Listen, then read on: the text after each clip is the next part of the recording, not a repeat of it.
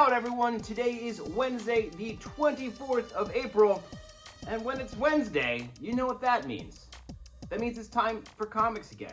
Thank you for tuning in to Comics Again, as you do just about every week. If you didn't ever do it before, if this is your first time, welcome. I'm about to take you on a little guided tour of all the new number ones coming your way this week. So strap in. There's some stuff. We're going to look at some comic books. Normally I kick off every video every week with what's new from DC Comics. There's no new number one this week. Again, plenty of numbers, 2s through infinity on the shelf, but no new number ones. So I'm going to spotlight a special one for you. It is Showcase Presents Green Lantern, Showcase number 22, the first appearance of Hal Jordan as Green Lantern. So if that's the thing you like, this facsimile edition here will not cost you the pretty penny it might cost you to get this real thing, but it's just as good as the real thing because it's got all the old-timey ads and the letters pages and stuff that you love these facsimiles for. Check it out. Showcase Presents number 22, Green Lantern, Hal Jordan. No real proper Marvel comic number one either for you this week. There's a number one I'll talk about in 1 second, but I'm going to bring up another facsimile. This time it's Marvel Comics. It's Uncanny X-Men number 130. It's the first Dazzler. Yeah, all you Dazzler fans out there, come on in and get this. So many people love Dazzler, so why not grab this one and save yourself some money and get the whole full effect of Dazzler's first appearance. Uncanny X-Men 130, right there. And technically a Marvel number one is the Darth Maul Star Wars. It's not Marvel, it's the Star Wars part of Marvel. Star Wars Darth Maul, black, white, and red, issue number 1. Check it out, limited color palette, single one-shot story here. First part of the series, some Darth Maul, black, white, and red. He's got a lot of red and black on him already, so that just leaves white. Just check it out, it's in here, it's a one-shot. Well, this story is. There will be more issues, but this story is a one-shot. Darth Maul, black, white, and red. Heading on over to the smaller publishers, let's see what everyone else has got going on. Silver Sprocket Comics has an all-new Everything Sucks one-shot. This time, it's Noah's Millions. Yeah, a bunch of slackers, these two slackers, get a bunch of money. They find a whole bunch of money. How does that change them, and where do they go from there? Find out here in Everything Sucks, Noah's Millions. Do you ever want to read a Deathstalker comic book? Well, now you can, from Vault Comics.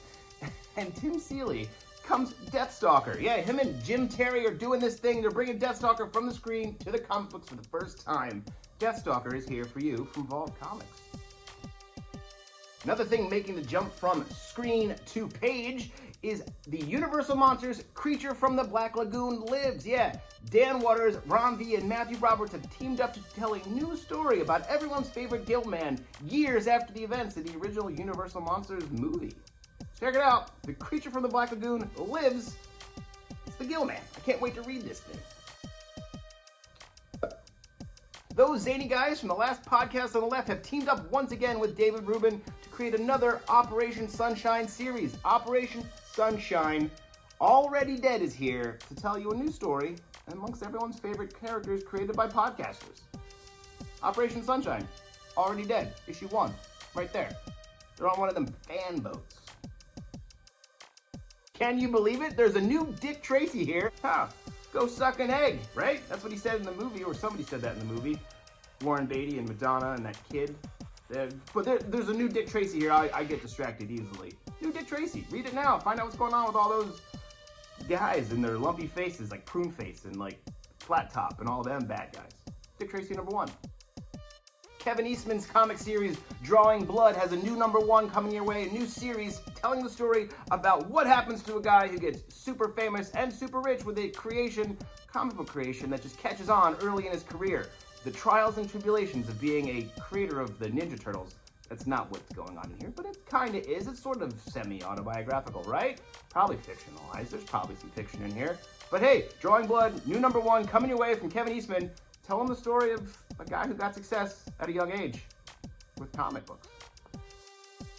Speaking of Kevin Eastman stuff, the Turtles, the TMNT, the Teenage Mutant Ninja Turtles, have issue 150. Yeah, 150 Ninja Turtles. What's the new issue? Issue 150. Check it out, Turtles fans, Shellheads, all you everybody's. It's a new Turtles, issue 150. It's a big BB boy. It's an anniversary size 1. You're not going to want to miss it if you're a fan of the Turtles. There's a new horror series coming away from Distillery Comics, teaming James Tynion with Christian Ward. Check out Spectrograph, issue number 1. This oversized square different sized comic book thing is here to tell you a new haunted house story for fans of like House on Haunted Hill and things like that. House in the Hollywood Hills, it's doing creepy stuff. Figure it out, it's all about all the crazy things that James Tynion always finds the way to pull together, but this time packed with a ton of beautiful Christian word artwork. Don't miss it. Spectrograph issue number 1 is here from Distillery. All right, that does it for me this week. Thank you for tuning in and watching Comics Again. You know, I do this every week, so you know, feel free to tune back in next week if you even slightly enjoyed it. If you didn't, I don't care. You can just not watch it next time. If you can't shop in store with us, please shop with us online at bravenewworldscomics.com. It's a website. It's on the computer or your phone. You could shop there if you wanted. But you could also shop in store.